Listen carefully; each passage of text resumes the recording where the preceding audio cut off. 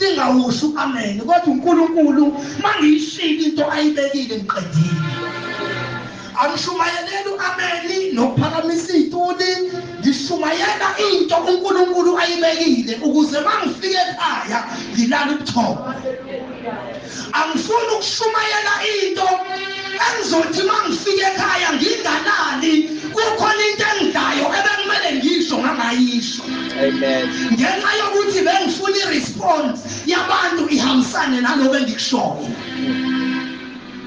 Ngixoxa nelinceko ngelinye ilanga alibonga igama lenkosi last week ngiyitshela sikhuluma nje ngama open air ngithi mina ngiyayithanda i-open air ngoba masichuma insimbi sibi open air sishumayela sometimes kusuke kungekho muntu kodwa uyashumayela ushumayele ngamandla ushumayeza zona izihlahla lezi kodwa ingqondo isuke iprogrameke ngalendlela yokuthi kukhona la lifika khona izwi futhi la lwenza khona umsebenzi.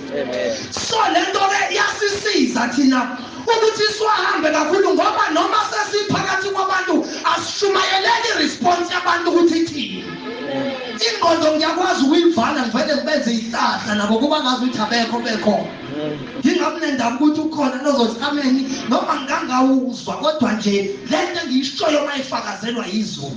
Amen. Alibonga igama lenkosi. Amen. Ngiyakholwa bazalwane ngisindisiwe asindiswa eminyakeni nje embalwa edlule. Alibonga igama lenkosi. Amen. Ngisho ngithi akulula ke thina uNkulunkulu indlela asibize ngayo. Cabanga usindiswa izolo uyingane kuphinde kuthiwe woza uzoba umfundisi shumayeza abantu akade basindisa umuntu ozokubalela iminyaka. Alibonga igama lenkosi. Ngikhuluma nje ngama challenges esike sihlangabezane nawo ngoba thina sisindiswe manje uthi uyafika omunye akutshele ngeminyaka yokusindiswa kodwa ke umuntu owazi iBhayibheli nomuntu owazi uNkulunkulu ngeke akutshele ngeminyaka. Ngoba masifunda iBhayibheli ngicabanga ukuthi uPaul elithi iBhayibheli uyena wayengomncinyana kubapostoli.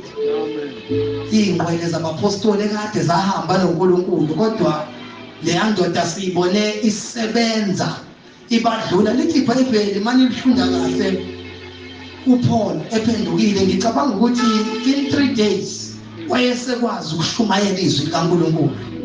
Okusho ukuthi lento yokuphenduka ayidingi process ukuthi wena mhlambe ukuzumela phambili noma ushumayele koze kuphele inyanga ezu7 6 8 engaka whatever. Ukukholwa akusiyona iprocess enjalo, akusikhona esikoleni ukuthi ufundiswe into uzuyijwayele. Into nje kaNkulunkulu mayibekile wena ungaphendula namhlanje kusasa uhambe uyoshumayela. Ushumayela iBhayibheli ungalazi. Alibonga igama lenkosi. So bazalwane ngiyamthanda kakhulu uJesu. Ngizoba mfishane kakhulu kodwa before ngivula izwi ngake ngazindla nje ngenye incwadi. Ngicabanga ukuthi incwadi yezenzo la kwakuwusuku khona lwePentecost. Alibonga igama lenkosi. Lithi iBhayibheli babehlangene lapha abapostoli bebuthene la khona uNkulunkulu ehlisa iPentecost la kukhulunywa khona ngezilimi yonke leyo nto izilimi ezayingajwayelekile. Amen. But makwenzeka leyo nto lithi iBhayibheli abanye badideka mabezwa ababekhuluma ngezilimi kuthiwa babahleka abanye bathi badako utshwala. Mase kwenzeka lokho kwasukuma indoda eyayibizwa ngoPetru. Lithi yashumayela ishumayeza nabantu ababengayiqondi into eyayenzeka. Maya bashumayeza into engiyithandayo lithi iBhayibheli bahlabeka elizweni yabo. Mase behlabekile kwakhona umbuzo awubuza kuPetru ukuthi ke manje sizokwenza njani ngoba endlini kaNkulunkulu sinayinhlobo ezimbili zabantu abahlukene babunqobo. Sinabantu abaphenduka ngoba bebona abanye bephenduka ukuthi wabona ukuthi lapho nasekhaya bayasukuma bayesotweni angasali ngedwa endlini koze kuvalwe izindlu kuzothiwa nama ngiphume ngibalandele kodwa ngazange hlatshwe yizwi. Mase kuzoba khona umuntu ophenduka ngoba kukhona into emhlabile. Umuntu ongathi mama la phambili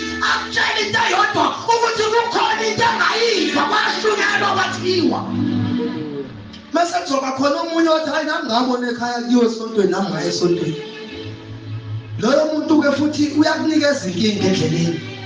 Yabona njengoba sabe abantu abahlupha endleleni akubona umuntu owahlatshwa yizwa kahlupha. Ngeke uzukhathaza umzalwane owahlangana nezwi. Izwi kaNkulunkulu linamandla bazalwane. Umuntu ohlatshwe yizwi, ngiye ngisho umuntu mina ohluphayo bazalwane, ngiye ngisho ukuthi wayinenhlobo laba ababizwa ngama-church goers, ama-followers, abantu abalandelayo. Umuntu othi ngafika beyidudula nami ngayidudula kodwa akazi kwenzakalani empilweni yakhe. So mina ngahlatshwa yizwi bazalwane kwashunyayelwa. Ngikhumbula ngishizwe nje lakhulunywa ngizoba nemphenduka. Kuthiwa nje isigcina sihlale phakade, kwathiwa kodwa indodana yona ihlala phakade. Kwase kwathiwa ke uma indodana yomuntu inikhulula niyokuba ngabakhululiweyo. Lelo lizwi nje kuze kube manje mina ilona lihambe libusa impilo yami elakhulunywa mzukwane kufanele ngiphenduka. Ngangikudeke ngiphenduka mina ngalandwa kude emabridge ngicabanga izwi mehlaba amaphara kodwa kukhona abantu akade bakholwa kodwa izwi laze libahlaba. Laze lihamba leyo hlaba iphara emgaqweni into eyayigqoka uphaqa ababhobokile yavele yahlabeka yakhala yeza kuJesu ikhala ingasana ndaba ukuthi oza kwethu bathini. Thina lesiphuma khona saphenduka phambi kwensizwa owawungeke uze uphenduke phakathi kwazo ngoba sinezifungo nathi esasenzile lesisuka khona ukuthi sasithengeke size siphume sophuma ngoshemula. Uma siphuma ngoshemula sasithi sophuma ngebhokisi lesasibanjwe khona into eyayizosikipha sasofela khona kahle hle. Leyo nto futhi sasifungile okuwukuthi uma uphuma usengozini yokuthi labantu abashiyayo bangakubulala nomnini. Kodwa mase kufika izwi lifika izwi yonke leyo nto layiqeda okuwesi ngathi sengiphendukile bavuka abantwana bafuneke ngiyejele ngiyobatshela. Sengiyakubona ngqona-ke labe safunga nabo-ke manje ukuthi ngiyophuma ngebhokisi ngifika kubona ngiphila ngizobatshela ngezwi. Ngizama nje ukukuvezela ukuthi le nto yezwi inamandla ikwenza ube nenkani. Ngisho mina ngangingafe ejele ngangingavuka ekuseni kuchitha kamaphareji ngikwaziwe nganqulwa ngoba nganginala nabandlini kodwa ngimshiya kuNkulunkulu. Ngilala nabo labantu esasithe umuntu ophumayo somnquma ophuma ngoshemula okusho ukuthi mina umuntu hayi ukuthi mhlawumbe ngahlala inyanga eyodwa ngahlala impela zahamba inyanga ngicabanga ukuthi it's about 6 months or more than 6 months ngiwumzalwane ngisejele nje sengiboshiwe. Kufuneke ngiyovuma amacala ami engawenza ngoba ngangingaboshelwe ngento engingayazi, ngangiboshelwe imikhuba yami engangiyazi. Kodwa-ke sekufuneka kubonakala ukuthi le nto le angizoyishiya nima ngifike ejele. Mawufika konye uprison bokuxoxela abanye ngike ngibabone kuthiwa namanje kusakhulunywa ngami ukuthi lo mfana wafika la ngoba babengazi. Ngikhuluma mina ngokuthi ijele ngangaziwa ngingakholwa ngaphinde ngafika sengikholwa ijele ngingakakholwa imikhuba yasejele ngangiyenza yonke. Sasilivala nathi ijele mase student ngokubona kwethu livalwa ijele thaqa ngoba bakwazi ukuthi sekufika amabhubesi. Kodwa mzukwane kufika uJesu wafika wathambisa ibhubesi. Akekho mina umuntu wayengangithambisa ngaphandle kwaJesu. Ngike ngisho ngithi ngoba ngathiwa kwami indoda enjani futhi ngiye ngimbonga uNkulunkulu ukuthi wangilanda ngabantu ababebanjwe yinto eyayingibambile. Yabona nje kuba kwafika umuntu njengoba uDlamini ongazani najelo ongazilutho wayezothi uyakhuluma ngithi akazi ukuthi akazi ukuthi mina ngiphuma alibonga igama lenkosi. Kodwa yathi mayikhuluma indoda yakhuluma ngento engibanjwe kuyona yathi nami ngiphuma khona. Ngile ngaqala khona ngabona ukuthi hayi nami lakufuneke ngiyilalele le ndoda ngoba manje le nto ayishoyo le nto engiyiyona uyayazi. Ngoba kunzima ukusuma yazi umuntu ngento angayazi uthi akaphume wena ungazi kuphunywa kanjani. Suke sekushunyayelwa nje ngoba phela sithembiswa. Kodwa yathi mayikhuluma leyo ndoda yathi mayiqala ifakazi ithi mina ngashunyayezwa isiboshwe sasigqoka uorange ngaphenduka ejele. Ngathi mina uthini ngoba uthi waphenduka ejele ngaqala ngafuna ukuyizwa into yakhe ngoba usekhuluma ngento engiyaziyo. Alibonga igama lenkosi. So ngaphenduka ke bazalwane uJesu wayithethelela izono zami engeke ngisale ngiyibala ngoba ngakutshela zona mhlawumbe omunye angangisaba alibonge igama lenkosi ungavele ungisabe nje straight ubothava kanti sihleli nabantu abanje alibonge igama lenkosi kuningi bazalwane umuntu adlule kona usathane wahamba waze wayongifaka ehungeni ngaphela ihunga mina ngifike kuyona sengizoya kuJesu ihunga lento ngiyibheme mhlawumbe unyaka owodwa futhi iyona bese kufanele ngaphela ingise kuJesu kodwa mangikhuluma ngemkhuba ngayiqala ngifunda standard 6 ngingena nje high school ikhanda laqala lapho kumina ukuphambana alibonge igama lenkosi ngihamba nabantu abadala imgulukude yaziwayo yaselokishini bengithanda ngoba nami ikhanda babelibona ngathi liphambene alibonge igama lenkosi so usathane nje wangisebenzisa kusukela lapho kodwa ngike ngibonge noNkulunkulu ukuthi from there baningi engihambe nabo asebangwaxa angeke ngiphinde babone abangalitholanga lelithu Angiye ngisho ngithi mina njengoba ngimi la lelithuba engalithola ngiyalisebenzisa ngoba abantu bafile ithuba lami abalithola abanye basemajele babhandile angibazi bophuma nini kwenze njani kodwa mina ngisekho Ngike ngibonge ngaloko nje uNkulunkulu iyona lento eyenze angazuthi sometimes nginenkani lekholweni futhi lento ebhedayo iyanginyanyisa lekholweni into eyenza ukuthi nginyanyise ukuthi understand le ngalandwa khona ukuthi ngaphuma kanjani haleluya amen omunye ngazathi maye ngibuka athi hayi lo unjani cha nginje hayi ukuthi nginjani nginje ngi-understand into engalandwa kuyona ukubona nokuxoxa ngeke ngisho ngithi anongixolela abazalwane angiyena umuntu okhulumayo ungangizwa ngikhuluma le pulpit mase siphumele enkonzweni umlomo wami ngikhulumisa umuntu aphandle mekukhona into ekufuneka ngampela serious siyikhuluma ngoba kuyahlupa nalokukhuluma ongakwazi nigcina senixoxa senihleka nangabantu ningaqondile amen konje lento yokuloku umuntu umkhwanda ufuna ukumkhulumisa noma umbona akafuna ukukhuluma ezinye zezinto iyabonisa ngoba manje masekuphela indaba sonke ukuthi umbonile ukuba kumncube umbonile akijabula sekuyaqala-ke angabe uyathula nje akonakele vala umlomo uma ingekho into ozoyikhuluma ungafuni uzukhulume uzugcina usuwenza ngathi ukhuluma kahle ubuhlele mase nigcinile ekugcineni nithi hayi kufuneka simkhulekise nimkhulekiseni senimhlelile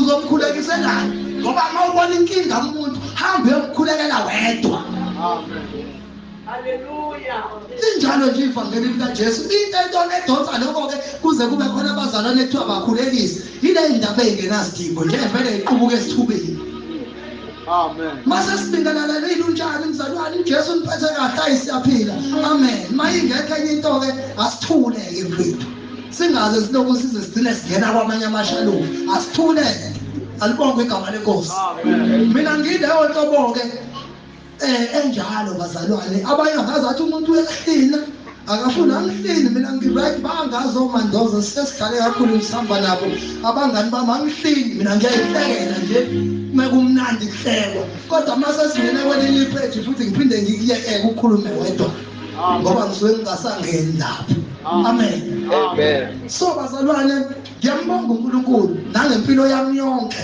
njengoba nje ngimchazela ukuthi ungisuse kude kuningi engakubalela kona cabanga kusukela from standard 6 ngaze ngaboshwa sengifunda standard 9 ngaboshwa futhi ithola ngampela ngaboshwa ngahamba ngayohlala ejele futhi ngangivele ngifuna ukuboshwa yabona nje uganga ngey'bomu ngoba usuthi manje usufuna ukejele ngaganga-ke ngalinda amaphoyisa ngithatha ngajabula ukuthi awusengiyejele-ke manje sengiyothola lento ekade ngangiyifuna ngafika futhi ngayithatha ejele ngoba usathane wayengigcwalise ngento embi-ke mina wayengigcwalise ngesibindi lesi sikasathane yabo lento yokungaboni noma sekufiwa ukuthi la kuyafiwa but ngike ngibonga uNkulunkulu ukuthi nami lobo mzima ngasurvive kwase kwabi namhlanje ngibonge nehunga-ke le ngayibhema ngoba ngangeke ngisindiswe ngaphela ihunga ngiyibhemanga amen nami ngathi bese ngibhema ihunga-ke ngezwa ukuthi yabona-ke lento esengiyidaka ngiyifunile nje kade ngangiyibhema idakamizwa kodwa lokhu-ke manje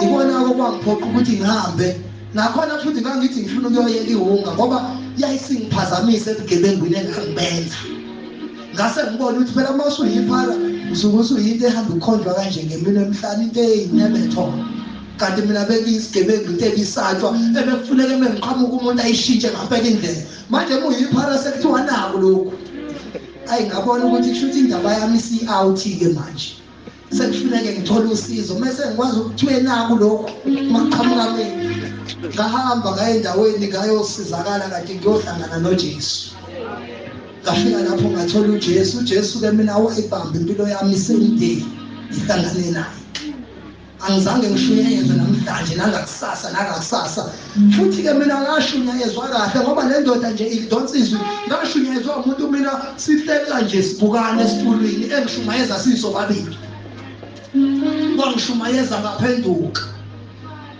umngani wami engangihamba naye ngeke ngize ngitshele ukuthi ukephi kodwa sayiphakamisa naye izandla ngalelo langa ngeke kodwa ngikutshele ukuthi ukephi kusho ukuthi izwi lifuna mina ngoba yena ngimazi unjani noma usaphila le khona noma usafa kodwa wabuyela emhlanzweni wakhe njengenja lisho njalo iBhayibheli waphakamisa izandla wasindiswa wavuka ngakusasa ekuseni wakhumbula ihunga wakhumbula yonke leyo nto wabuyela kuyona amen ngizovula izwi into engifuna abazalwane ukukhuluma ngayo ehlele enhlizweni yami ngicela sivuleni uLuka sizokhuluma nje ngendaba yokukholwa uNkulunkulu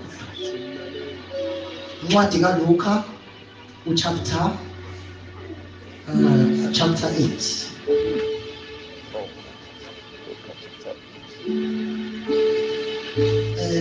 Luka chapter 8 sizofunda iverse lika 22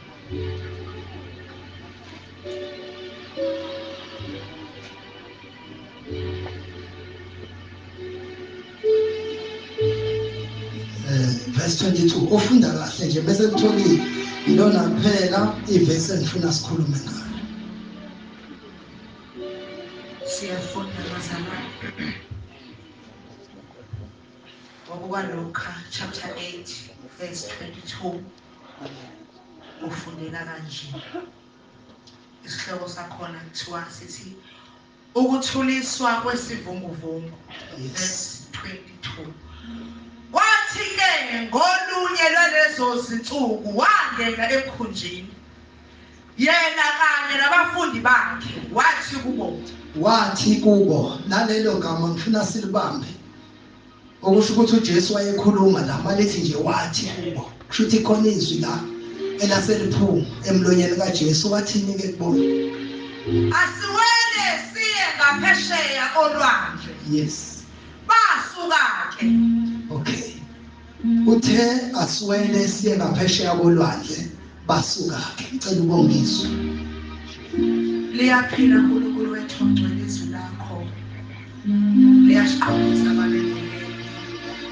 sifundise ngalo nakule mini uNkulunkulu wethu ongcwele usakhe ngalo baba wethu namandla wonke gcwalisa umntwana wakhe sakhuluma ngalo uNkulunkulu wethu ongcwele lihlale baba kithi lilonde uNkulunkulu wethu namandla izwi lakho egameni nasegazini likaJesu Kristu waseNazaretha baba wethu ongcwele emini ngithulisa lonke uhlobo lwemimoya olungamelana nezwi lakho uNkulunkulu wethu ongcwele yonke imimoya kaSathane emelene nezwi lakhe emini ngiyithulisa ngegama likaJesu Kristu waseNazaretha indawo yakho mangalise ngoJesu inkosi amen alibonge igama lenkosi kunento nje emfishane engifisa siyibheke kuleli izwi mhlambe masiyithatha indaba sibuyela kancane kwi-Old Testament before sibuye singene la kuleli verse esilifundile lithi iBhayibheli kuke kwakhona la abantwana bakwaIsrayeli begcilazwa khona eGibhithe and lithi iBhayibheli bebeserva ngaphansi kwenkosi yakhona uFara ubegcilaziwe ngenjoka lenkosi uFara kodwa mase kufika isikhathi sokuthi bakhululwe noma baphume eGibhithe lithi iBhayibheli uNkulunkulu uthumela uMoses ukuthi bayakhipha. Kodwa into engifuna siyibheke noma sikhulume ngayo, maye bakhiphe eGibhithe, ubatshelile ukuthi kuyiwaphi, uthe siyezweni ley'nyosi eKhenani. Kodwa kabatshelanga ukuthi mase ukuze sifike lapho kunaphi la sodlula khona. Okusho ukuthi uNkulunkulu akazange abatshele ngehlanga, kodwa ubatshele ngezwe bayakulona. NoJesu nangu la uyakhuluma, ubatshela ukuthi asiwelele siye ngaphesheya, kodwa akasho ukuthi olwandle kuzokwenzakalani. Iyona into engifuna siyibuke namhlanje. Okusho ukuthi njalo uNkulunkulu uma ekhuluma nomuntu umtshela ngedestination, akamtsheli ukuthi ohambweni kuzokwenzakalani. Ngoba mhlambe kungenzeka ukube waqale wakhaza ukuthi ehlane nizophila ngemana, ehlane nizohlushwa, nizokwenza u1 no2 abengeke baphume. Kodwa wathi bayekhuluma lokho kuhle ukuthi le nginyisa khona niyezweni ley'nyosi, baphuma eGibhithe ngoba bona basebebheke iKhenani, bengazi kodwa ukuthi ehlane kuzokwenzakala. Kahle kahle uNkulunkulu wayefuna uprogram ingqondo yabo ukuthi igcwale iKhenana, ikhohlwe ihlane. Amen. Amen. Kunento ke yenzeka la lithi iBhayibheli bawufunda incwadi, ngicabanga ukuthi umpostoli uPawuli uthi abantwana bakwa-Israyeli abangenanga ezweni lesithembiso ngenxa, siyafunda phela iBhayibheli uthi ngoba okay kulungile, uthi ngenxa yokungakholwa kwabo. Okusho ukuthi into eyamenza ukuthi bangangeni ingoba bakholwa. Bengithi khona nje ozosho uqala ofunda iBhayibheli. Amen bazalwane. iBhayibheli asolifunda ngoba siyakholwa. Amen. Ungafuni ukushunyayezwa komkhize, sokushumayeza into engekho thina ongayazi ngelinye ilanga, kanti ufuna sikhuluma into oyaziyo. Amen. Lithi iBhayibheli abangenanga ezweni lesithembiso ngenxa yokungakholwa kwabo. Amen. Akusho ukuthi ukholo ilona olungazange libafake, ungakholwa ikona ongabafaka ngezweni lesithembiso. Manje la kuleli verse asithi lithi iBhayibheli uJesu uthi indaba siweleni siye ngaphesheya. uJesu uNkulunkulu. Yabona uma ekhuluma izwi babudokweni ethi akweliwe ngaphesheya, ingoba izwi lakhe alijiki. Futhi uyazi ukuthi ayikho into eyayizoma phezu kwaleli zwi elithi akweliwe ngaphesheya. Kodwa kunento enye ngifuna siyibamba. Lithi iBhayibheli bathe sebephumile behamba bewela bengena olwandle. Mabangena olwandle kwakukhona eminye imikhumbi eyisolwandle. Amen. Okusho ukuthi wawungawodwa umkhumbi owawela nale mikhumbi yayiyangaphesheya, kodwa uwodwa umkhumbi otsheliwe i-direction noma i-instruction yokuthi kiwaphi. Lithi iBhayibheli bathe mabengena kolwandle kuyaqala-ke manje kuvuka isivunguvungu kugubhuza. Lithi iBhayibheli umkhumbi wabo wagujuzelwa amatha washo ukucwila. Lithi iBhayibheli bavuka bamemeza uJesu. uJesu uma evuka into akhala ngayo uthi nina bokukholwa okuncane. Njengoba bemvusa akithi uJesu njengoba ekhulumile ukuthi kiwa ngaphesheya, wayazi kahle ukuthi noma isivunguvungu singavuka kodwa ngeke likushintshe ukuthi siya ngaphesheya. Njengoba izwi seliphumile bona kwamele babambe izwi mase behamba ezwini elikhulunywa uNkulunkulu, ngoba into ephazamisa umuntu isimo simsusa ezwini maye seyasuka kuNkulunkulu. Into engifuna sizokhuluma ngayo yilento yokungazi kodwa ungamkholwa. Iyona phela inkinga esihlangabezane nayo la endlini. Sihamba nabantu abaningi kodwa bamkholwa, kodwa bayamazi. Mungambuza ngoNkulunkulu angakutshela yonke into, kodwa mase kufanele apply ukholo mase yahluleka. Amen. Lithi iBhayibheli-ke mabegujuzelwa amaza sitshelwa ngomkhumbi owodwa, eminye imikhumbi asitshelwanga ngayo ukuthi kwakwenzakalani kuyona. Amen. Kodwa nayo into engicakayo kungenzeka uthola ukuthi siyahamba bamdlamini, wena uyayazi indlela oyihambayo ukuthi uyaphi, futhi nezimpi zalendlela oyihambayo ukuthi uyaphi zizoza ngoba ayathekwa into engaziwa ukuthi yaphi. Mawubona ngathi ukukholwa kwakho kumnandi, izinto ihamba kahle, okusho ukuthi direction ihamba ungakayazi. kodwa msukwane wayiqonda indlela oyihambayo. Ngelinye ilanga kuke kufika umuzo wokuthi angazi ukuthi ngingalishiya phansi iBhayibheli. Kwakungcono ezonweni. Basho njalo abantwana bakwa-Israyeli bathi kwakungcono anyanyisi baseGibhithe. Amen. La enkonzweni sihamba kunzima futhi kufune wazi uNkulunkulu wangisiza ngalento ukuthi makuvuka isivunguvungu umkhumbuso olwandle mekuvuka isivunguvungu sivuka phakathi olwandle awuzwanga ukuthi umkhumbu ushayisana nemoto noma ushayisana nesitimela okusho ukuthi yonke into okweyangaphakathi ngekuhamba khona umkhumbu okusho ukuthi yabona ukuthi nawe mawusukhona ngeke kuqhamuka isidakwa sikuthuke ngeke futhi sikuhlebe isidakwa kuzoqhamuka ikhona nje likunembe likuqede. Hallelujah. Ngoba izimpi zasemkhumbini ngeke kuqhamuke zangaphandle lindele zangaphakathi. Amen. Amen. Ngeke yena bamfuna uzoyazi ukuthi lezi ezokunetha ngeke iqhamuke ngaphandle zikhona la. Mhlawumbe usazophuma la aphinda yokunweba lojwayele ukunweba. Kodwa inkinga yalokho ukuthi wena inkinga une-direction. Labantu abajwayele ukwenza lokho abantu abasuke bengazi bona ukuthi bayaphi abatshelwanga. Yinabantu engithi mina abahlatshwangwa yizwi bangama-followers. Jesus. Njengoba kade esho ubaba la ethi ayahleba amakhono ethi akuthengele osisi. Uqinisile ahleba ngampela amakhono. Kodwa yini izimpi zangaphakathi zasemkhunjini vele njengoba sesikolo kumele ukulindele ukuthi zonke izimo ozohlangana nazo uzoyifika la sikhona ngeke uyifike kwenye indawo. Sidlule entweni eyiningi kuze kufane sidlule entweni eyiningi yazi kuke kufika umuzwa wokuthi uzugcina usubona ngazuthi lento leyokholwa mhlambe iyipropaganda or something. Ingoba suka seqalile kwavuka lezinto engikhuluma ngazo zangaphakathi emkhunjini. Amen. Hallelujah. Ngizama ukukusiza nje ukuthi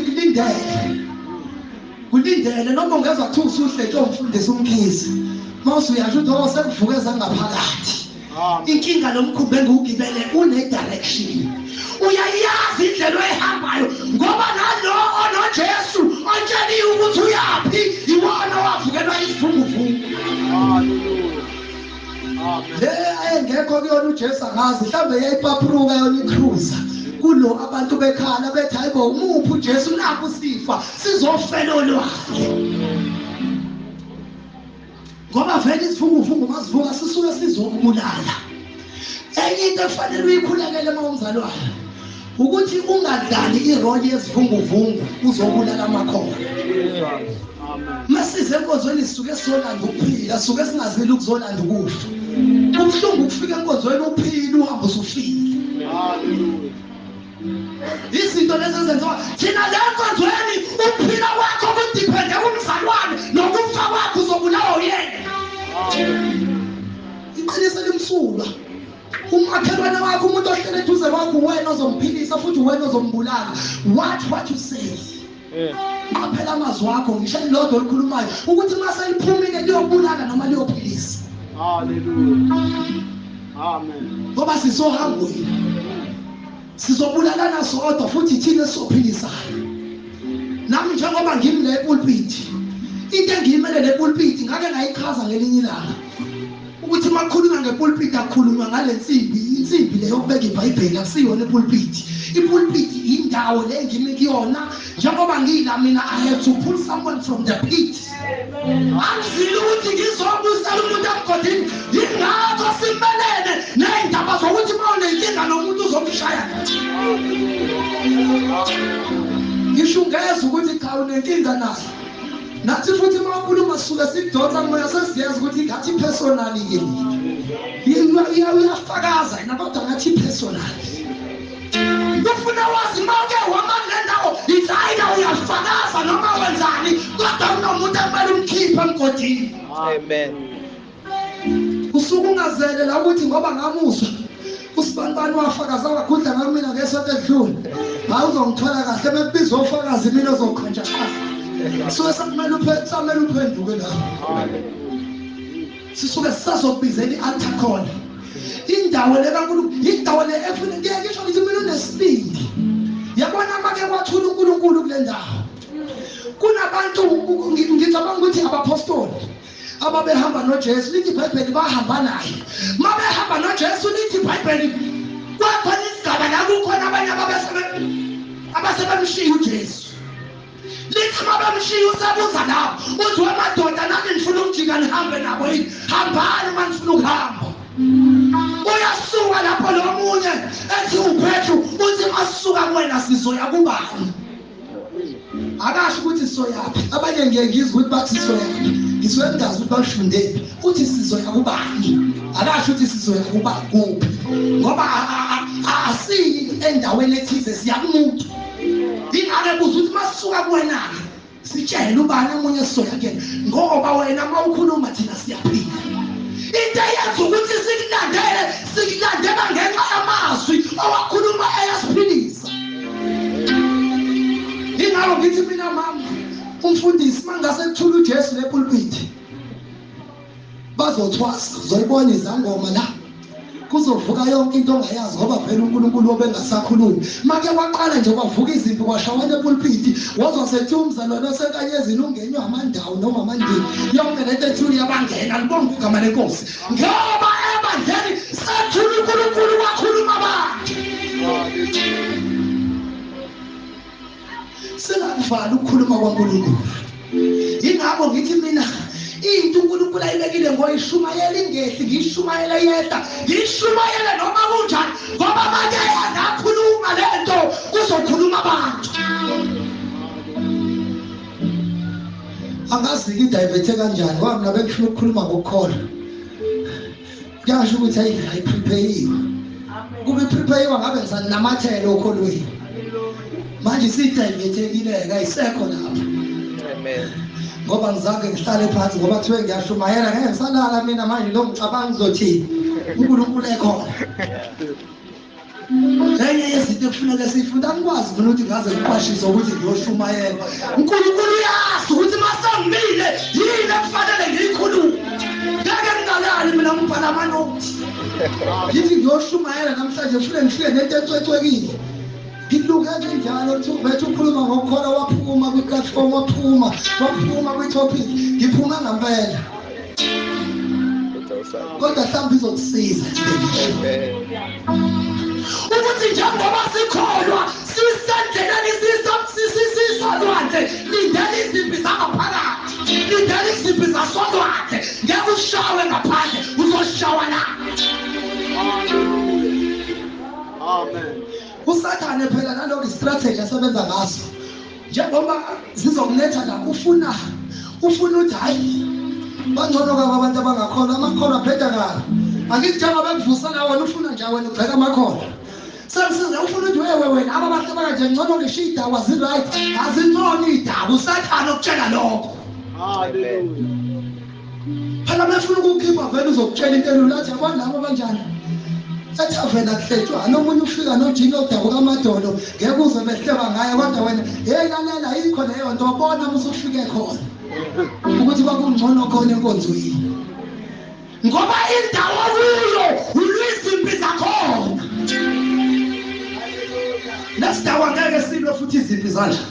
Ngeke umuntu athe dawa amaphara ayogwazana wodwa bulalane ngoba izimpi zasewungeni. Ngeke uze ukuthi iphara licabane nomzalwane.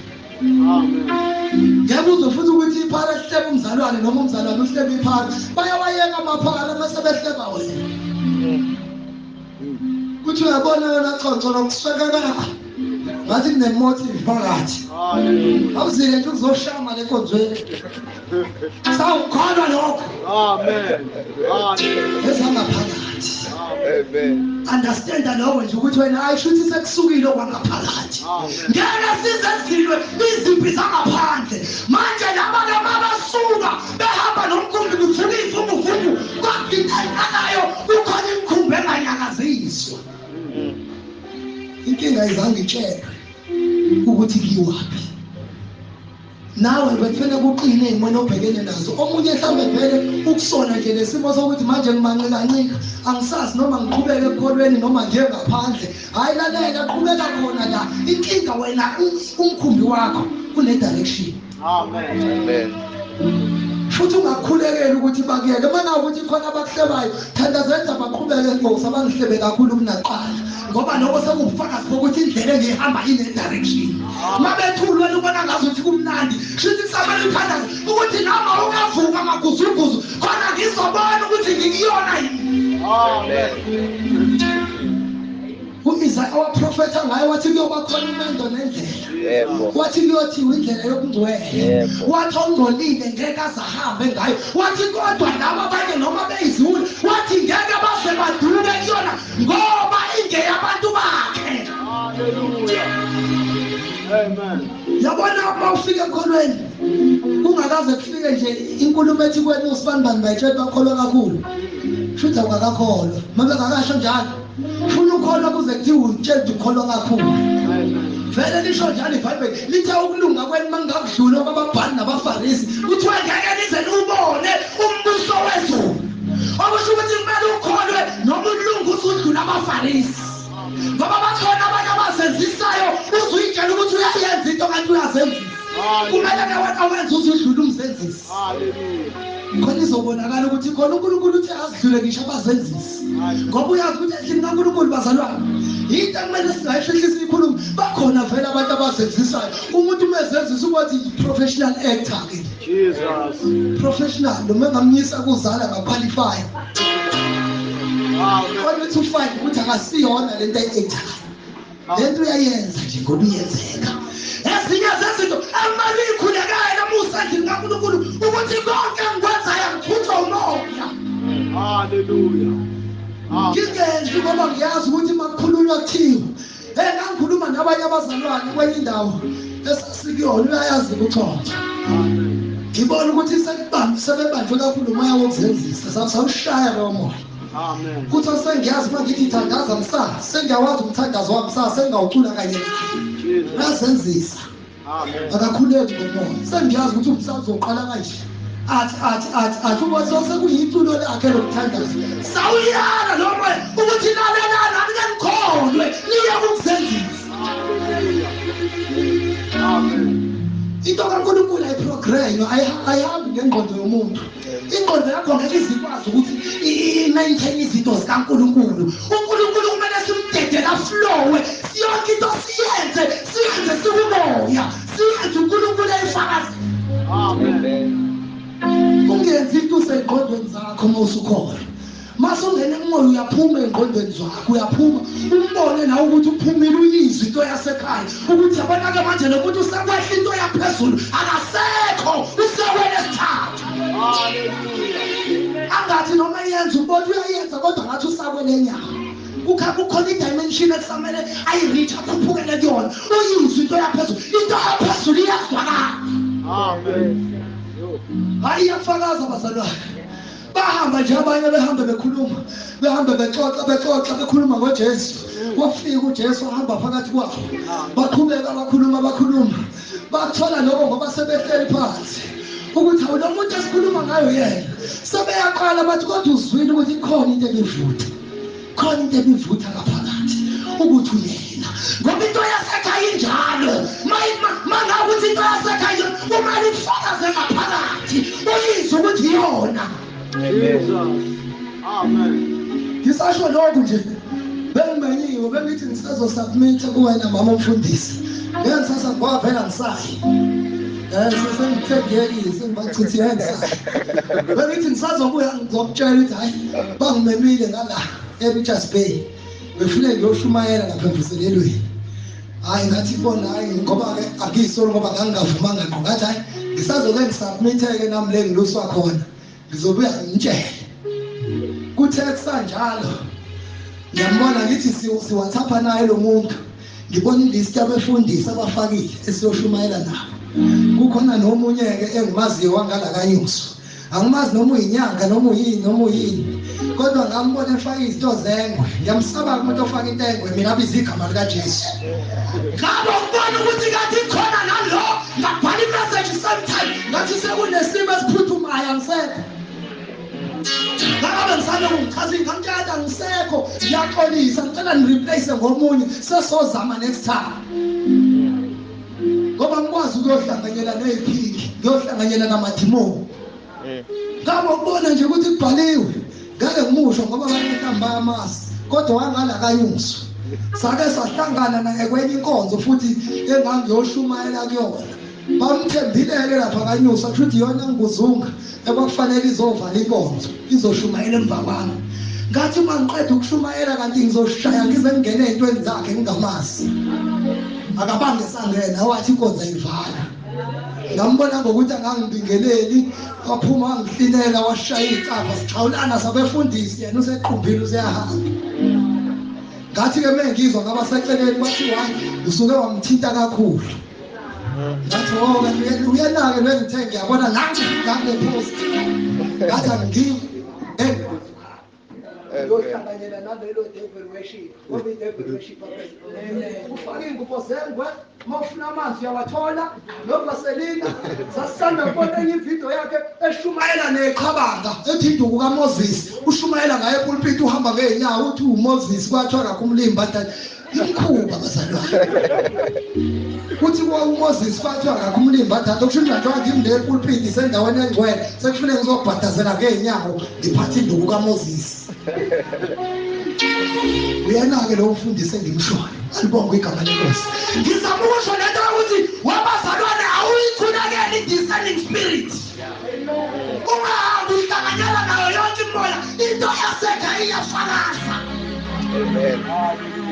umuntu wasezulwini umuzwa ngisho ngixoxa kungavulwanga ibhayibheli uzwe ukuthi hayi ngikhuluma nomuntu wasezulwini umuzwa omunye ukuthi hayi iyadecline lento uzwe ukuthi yabona-ke manje sengiyafarisa-ke uze uhambe nawe ufuneke manje uma usukhulumile naye uyothandaza nkosi ngixolele ngoba bese ngizenzisa into yami ngidecline bese ngifarisa ngoba ngifuna ukumlimaza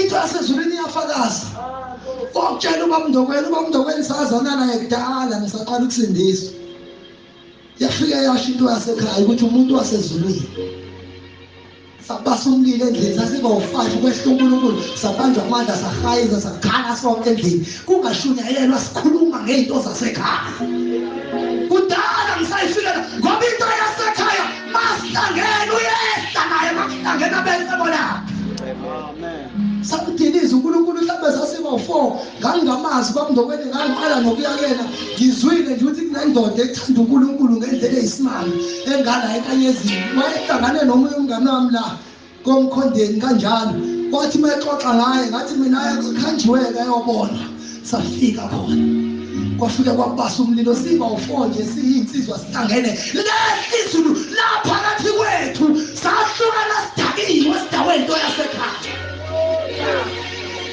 sakusheza nje into kaNkulunkulu bazalwane iyafakaza ungajabulela ukuthi besikhuluma ngento zasekhaya engekho umnikazi wazo ngoba uthi abaningi abofika ngegama lami bathi zaprofetha sashumayela basenqede lapha athayambana ngizange nginazi kwaseqaleni abanendaba ukuthi bashumayelile noma baprofethile noma benzeni vele igama lakhe namadimoni ayalibiza azathuthumele ingakho kumele ube ne-discerning spirit haleluya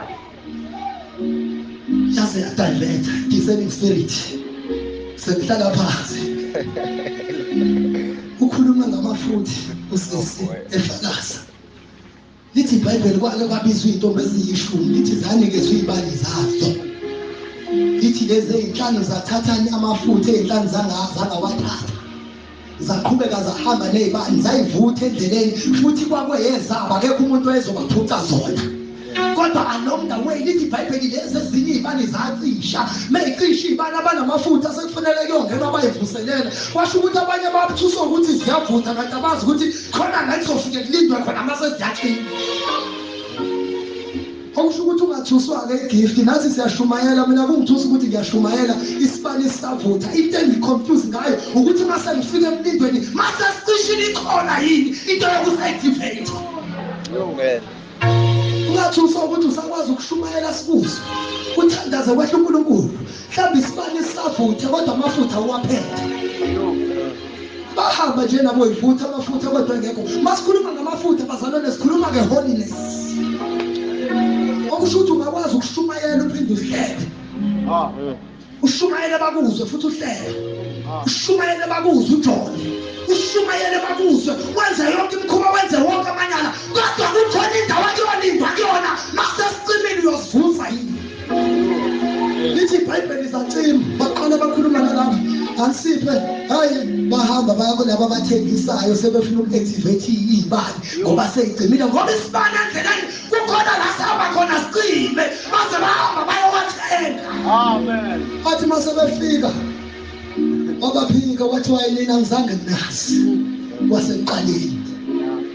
Kungakho kukhona abanye esaqale nabo le ndlela saqale esindiswe njengoba ngikhuluma ngayo lelo muntu engikhuluma ngayo naye wayeqale kade esindisiwe sathi sesicimile isibani wahamba wayowathenga. Ngoba uma ungazange uhambe ne-holiness kukhona la uhamba khona akushiya uNkulunkulu. Uma esekushiyile uNkulunkulu ngeke ungaye Malawi sebefikile bethi hayi ngoba nali ibandla mama seliyakushiya kukhona la eNigeria engimaziyo uzosinika into encane nje bazobuya bagcwale baqhumile. Yingakho uzobona ama-auditorium egcwele eqhuma kanti ley'nkomo ezagqitshwa ngaphansi ngoba abanye bagqiba iy'nkomo kuthiwe nje ngalesikhathi ibona inkomo kuphuma lezi zinto inamba yabantu abazobe bengaphakathi. La ingqumela ngiyalisaba ibandla eligcwele angisho ukuthi alinaNkulunkulu kodwa ngiyalisaba. Into evele igcwale uma ungena phakathi awuyizwa lento ehlalelwe yilabantu la ukuthi bahlaleleni abantu. Yazi yagcwala into kodwa manje into yasekhaya ngiyizwa. Siyawazi phela ukufika ngaphandle auditorium uyitshela ukuthi yabona phela auditorium mama yile kufuneka kudilika izulu sibanjwe amandla sibhuquze abantu nje bahleli nje bahambe beshubhesha into engekho.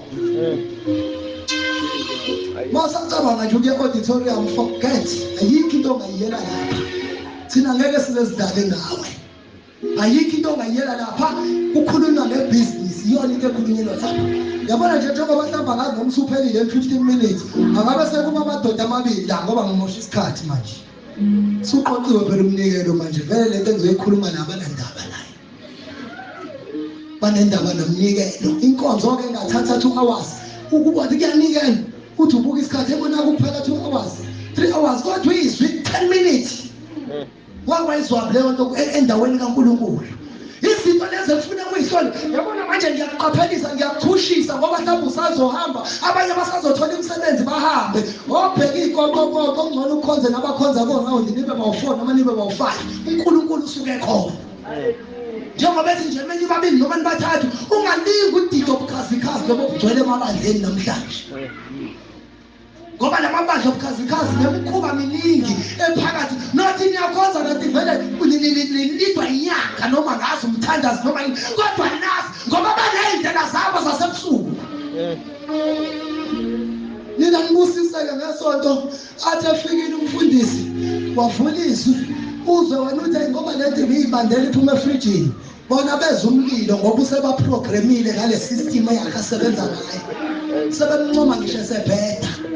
Uzwe ukuthi ayikho lento kade beyincoma bezweni lapha kodwa bayizwile ngoba phela into zakhe vele ezokuthi abambele abantu.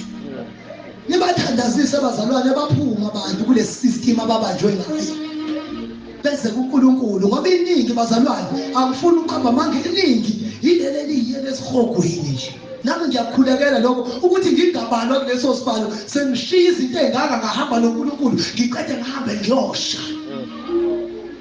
Ayikho into engiyisaba njengesihogo uma ngifunda ngase eBhayibhelini.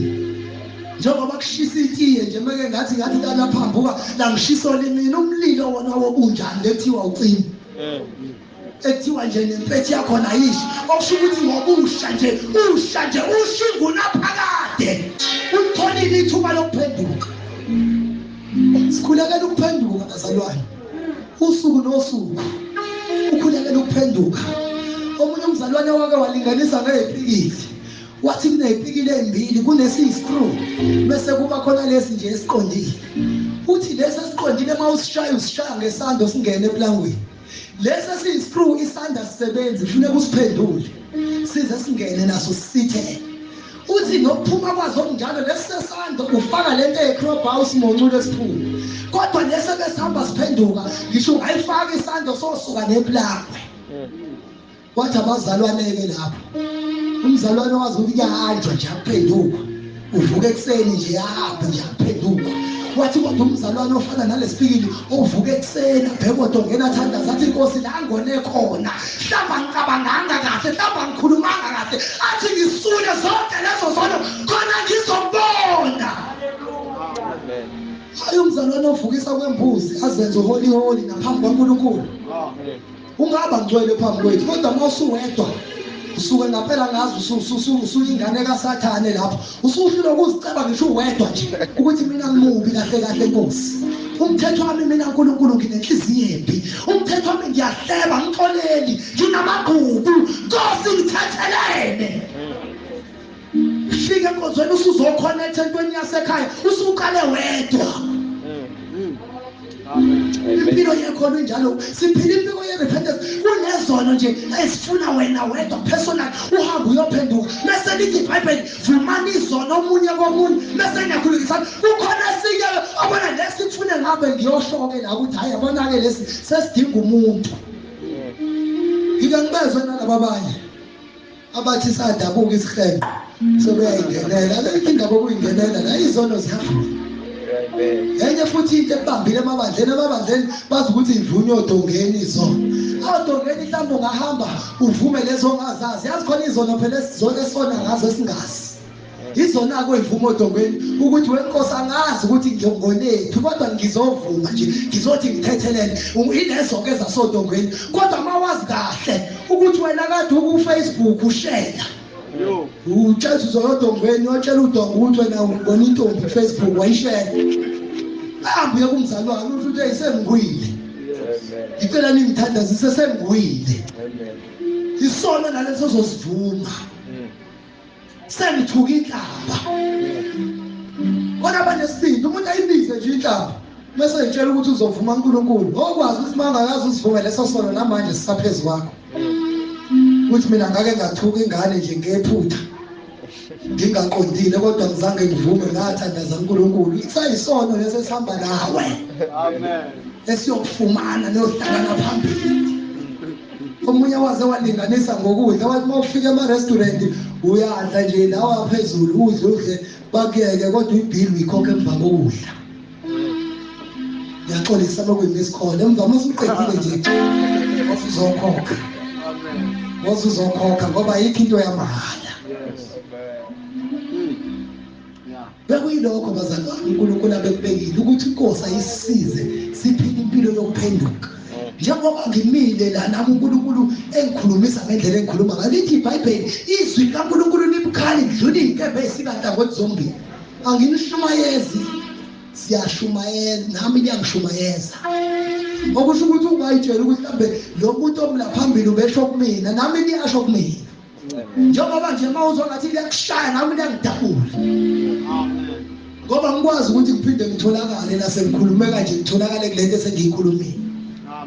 Okusho ukuthi mangabe ukuthi kuyaphenduka nami lento nginika i-challenge enye into bazalwane ekufuneka si-understand leyo eyokugcina uNkulunkulu ekufuneka sisize ngayo umuntu omena usetshenziswa uNkulunkulu usuke engasho kuwena uNkulunkulu usuke egibele kuyena esebenza ngaye naye usuke amele aphenduke ukuze mawusuphuma ungoni uthi ayiwazi wasidalapho Mkhize usukela umfana wabantu nje naye kade ekhulunyiselwa inkosi ukuthi usekudala phi kufuneka uhambe ozivuma naleso ukuthi wena wathi udalatshwe yimina ngingakaze nje ngiyiplan. Abasakhona abazalwane.